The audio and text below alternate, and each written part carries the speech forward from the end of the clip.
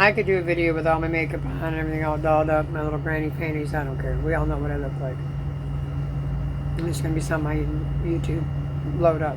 Everybody blocked me, and everybody blocked me, and everybody blocked me for many years because you thought you were protecting me, the healer, that didn't need to be protected, that I was so innocent and so broken and so sad because I just needed someone to protect and love me. That's crazy. That's insanity, and that's why you thought I should shut up, but that's not what I was doing.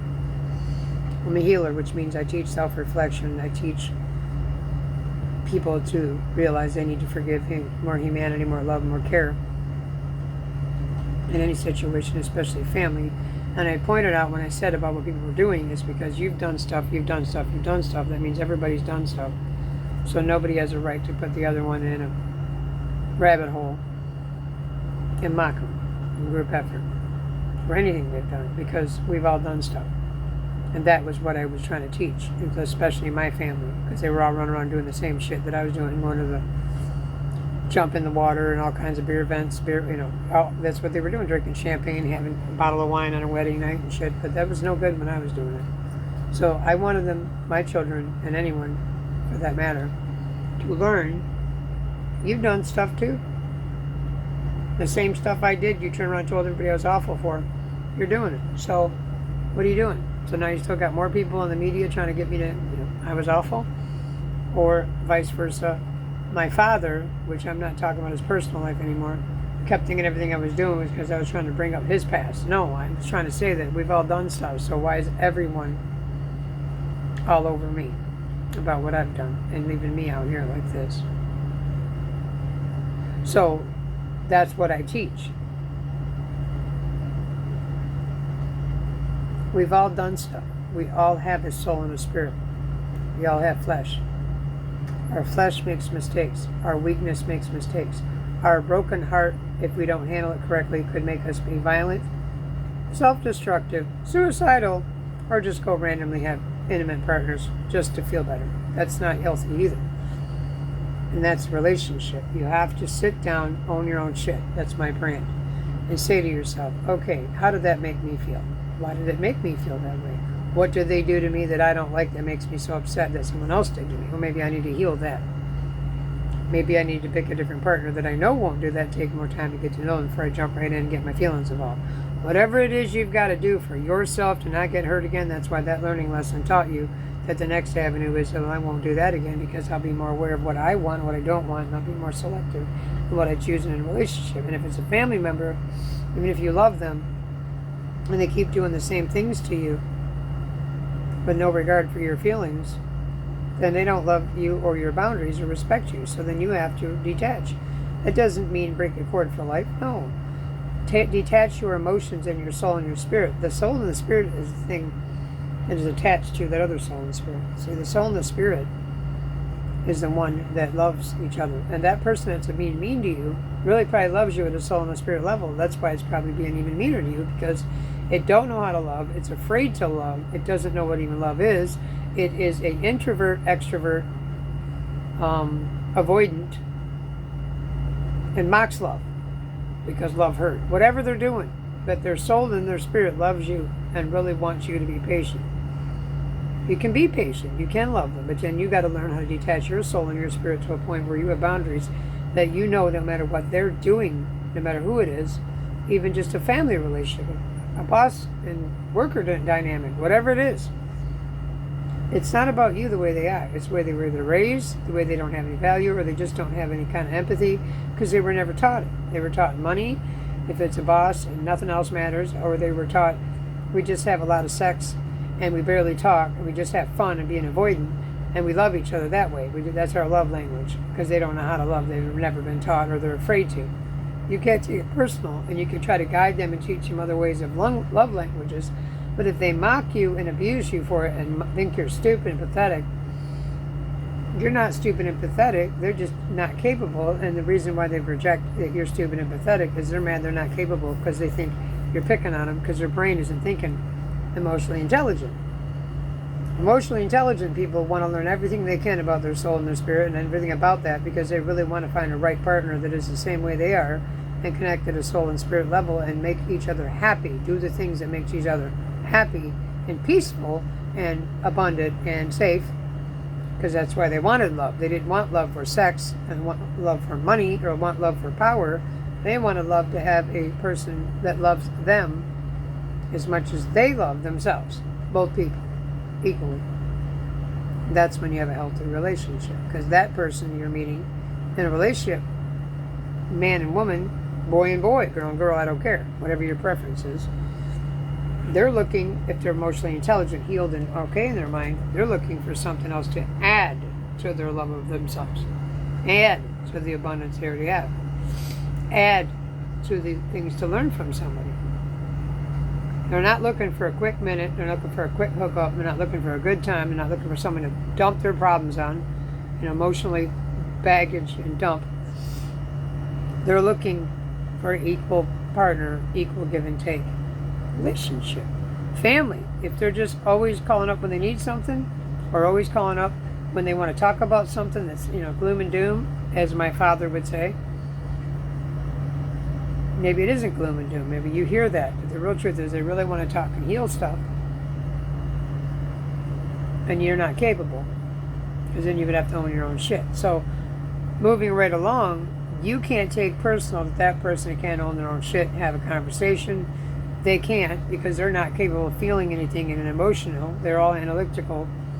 And they just want to be about money. They don't care about emotions. We don't have time for that shit.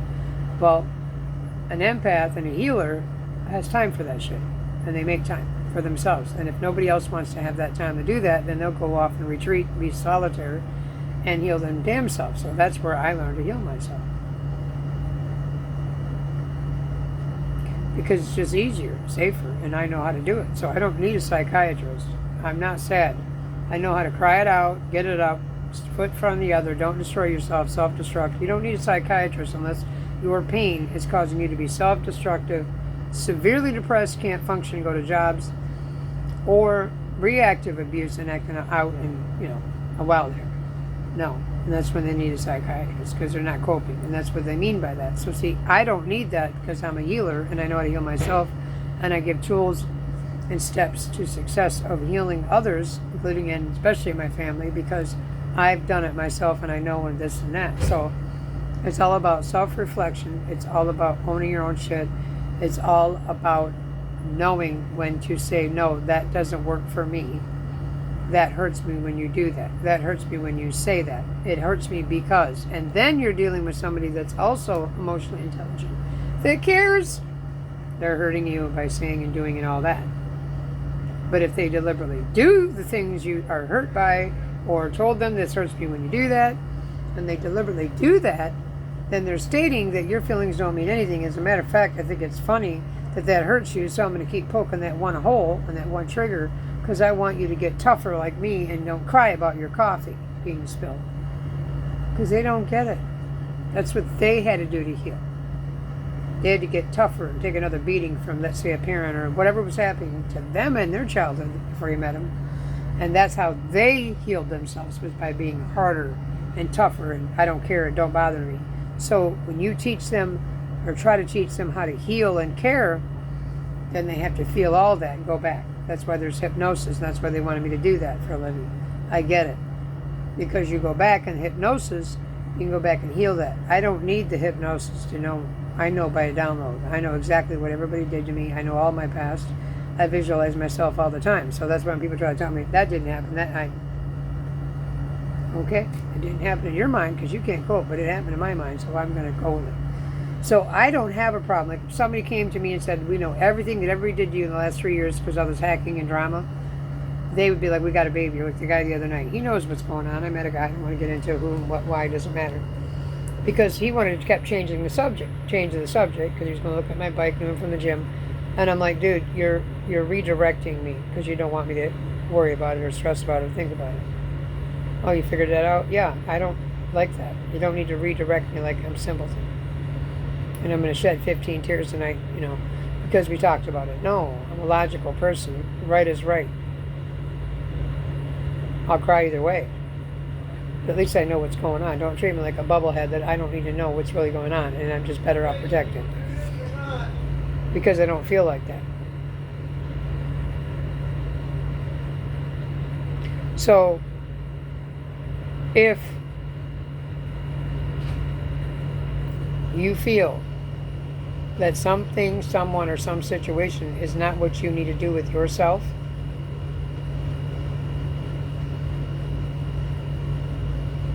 don't. You can heal people from afar if you feel unsafe. But if you feel you're safe and people just need to learn how to heal and they're willing to learn, then take the time to heal whomever, whatever, and teach and lead with time to talk, time to listen, time to understand, time to have empathy. Because in the long run, that's what it's all about. And that's what I've always done for myself. If I was in situations with people that didn't know how to heal themselves, or didn't know how to want to heal themselves, or didn't want to listen, then I would throw them out of my life real quick and not care. Everybody had this thing in their mind that I was hung up on somebody and wanted people that didn't want me, or I couldn't let go. That's all insanity. No, I didn't want people in my medias. That I don't like, and trying to maneuver and manipulate medias and bullying me and doing stupid stuff. That I don't want, no matter who you are. I can't stand it. It's too stupid. It's high school. So I've never been hung up on anybody that I couldn't walk away. I've thrown most of the people out of my life deliberately, because I'm not going to deal with someone that doesn't want to be emotionally intelligent and have a conversation about what's really going on and respecting my boundaries and feelings. So when it came to my medias and nobody would respect them, I lost my mind all the time because I can't make it stop. But if it would have been an actual person, I'd have went right to their house, took their phone away from them, and threw it in the pool. And not even care. If I knew exactly who was doing it, I'd go to each person's house and throw all their electronics in the pool. There. Now we got an idea that I'm done.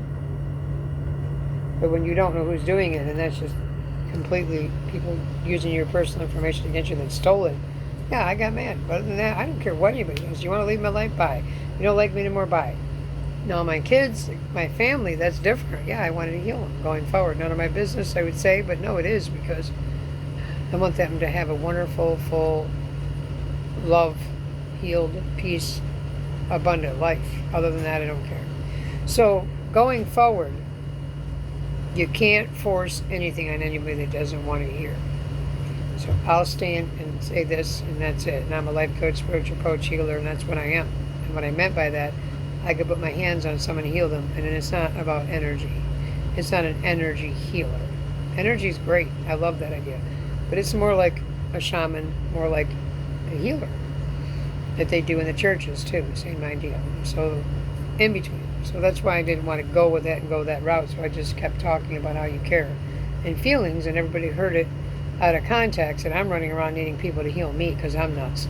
Because you don't understand what a psychic is, you don't understand what a medium is, you don't understand what a healer is, you don't understand any of that. So most majority thought I'm out of my mind, I need help. No. I'm finally in tune with my gifts. I'm finally in tune with what I am. Nobody needs to be in the dunce chair. Nobody deserves to be in the purgatory chair. Because guess what? And I'm being real now because I'm a healer, a medium. You're all going to be in that purgatory chair 10 times fold if you do that to someone. And that's why I kept telling everybody, don't do that. Kept teaching what I seen my mother go through that didn't even do anything that bad, except for the kid thing. And she went through it. So you can go ahead and mock one person that's trying to teach it, or you can go ahead and listen to it. You can go ahead and do that healing by yourself, nobody involved, and make sure you make it right. So then when it's your day to go, walking out in front of a bus, you don't have anything to worry about. You won't have to go for that long process. I don't care what any other healer says and what they want to fight. I'm not getting into an argument about it. I've seen it. White embodied souls just lost walking around. Thousands of them. And my mother didn't want to go. And jumped into my body and said it was a matter of 3 minutes or less. And I see, like I was there and I was with her, and we were like in this grassy, with a little mini hill going up. People were going up, but they weren't going all the way up to the lake. They were just walking, and they were just lost, like NCPs, just lost, don't know what's going on, and they're scared and they're upset and they're crying out. I said, what? And she ran back. I felt her, and then and I stood there, and my daughter looked at me and said, she's in me. You're nuts. And that's why we thought I was nuts. So I went home and she was in me. They thought the whole town thought, okay, you've lost it. No, she was in me. And everybody's seen all the mannerisms and wearing her clothes and her my voice and stuff. They're like, whoa, whoa. So she didn't want to go. Because I was susceptible and I was a medium. She didn't hurt me. She just wasn't ready to go. She couldn't let go of me because she knew she hurt me. She wasn't going to go until she knew that it was all good. So that's why I was trying to go see my dad. I didn't want him to go through that no matter what. No matter what he did. That was my intentions. And then I mentioned it on the media and everybody went crazy. And I said, yeah, he did some shit that shocked me as a child, but I forgave him and I moved on and I'm good with it. But I wish my kids could do the same and be more forgiving, and it just turned into a crap show. So I'm not wanted on my medias no more. I want all my family and everyone to make it and cross over. That was my only reason of even saying anything on the media. And you guys have no clue what I'm talking about. You think I'm nuts, so you just wanted to, because I need medication or something. No, you all need to listen to what I'm saying. Now you got more restitution going up too that was involved in that insanity to try to hurt me for telling it. You think I wanted to see that? You think I wanted to have my mother jump in me and not want to go and see that? I don't think so, but there's no lying about it. I was wide awake, broad daylight, sober as a judge, and seen that. So I'm obviously a healer. I always was. I always had things that I seen from the past going forward, and my mother's still in me a little bit. So her and I are really connected. And that made me connected to the soul world. And now I know how she always was. She wasn't perfect. She knew everything that was going to happen, and she wanted to protect me. She was right. Everybody she said was no good for me. Here we are. So here I am behind a dumpster going, son of a gun, and my mother's in me. See? See? See? I always told you I was the only one that would ever love you, even if I was hard on you. Because I'm different. Most people aren't like you and I. And I know that you were gifted, and I know that you had a special thing about you, and that's why I protected you always, because I seen it and you were chosen. Yes. So she wasn't going to leave me. She finally got what she wanted, to jump in me and say, okay, now I'm going to show you who I really am and what it's really about. So that's it. And I always had it. So I'm gifted, not me. Everything I do and say at all times, at any time, is to teach people to love and have more humanity and empathy, instead of mocking people on a platform and making fun of them no matter what they're going through or what they look like. Maybe you should be more worried about, is their soul and their spirit okay? What happened to them to make them look so beaten down? And give them a cyber hug instead of laughing at them. Because it's going to boomerang. That's what I was trying to teach Miss B, and I'll leave it there, and I love her more than she knows. I don't want her to learn the hard way. I don't want no one to. That's why I do that. But I don't zero in on anyone else, because I don't love them like I love her. I love her like a sister. She just didn't know. It's not good to mock people, man. Don't do that. You don't want to get hurt. You don't want it to happen to you. You don't want to get hurt. You don't want to lose. Because that's what happens. So, moving on, always, always, always put yourself in that person's shoes. No matter what. And say, wow, I don't care what they did. That's pretty hardcore right there, what they're going through. How am I going to be their friend? So, I love a sense of humor. I love dry sense of humor. But I don't like when someone's mocking someone when they're at their lowest. There's a time and a place for humor. And there's a time and a place for love. Choose wisely. And that's all I'm going to say. I love my family. And always will at the soul and spirit level, no matter what they do. It doesn't matter what they do. Because their soul and their spirit, remember this, is different than their flesh, their ego, and their mind. And that's with everyone. So try to see people in a soul and a spirit level. Don't put yourself in a situation where they're going to kill you, murder, and rape you. No, I'm not nuts. But still realize whatever's wrong with that person's mental illness, raised wrong, out of their mind drugs, or just, I don't even know. Maybe a demon's in them too. You know what I'm saying? You can't ever take it personal, anyone's behavior. Just look at them and pray for them. Maybe from a class plane window, I'm being funny now if they're real violent. But that's it. And get up and pray for them. Not, oh my God, I can't believe how they are. No, that's fear. That's your fear projecting your fear into that scenario. That you could be them too. Because whatever happened could happen to you. So now you don't like them and you're mocking them. Why? Because you're afraid that maybe that could be you if something happened to you. You don't want to see that. And that's why all the big wigs and all the fancy places and vacation places tell the hobos to get out of there because it makes people scared. They're not really afraid of them. Physically, they're afraid to look at that. They feel like they're just sitting around for free and they're paying big money and they feel bad. So then they don't like it. Well, then you're supposed to. That's why it makes you feel bad, because do more for those people if they're really broken. It doesn't say give them money on the side of the road. No.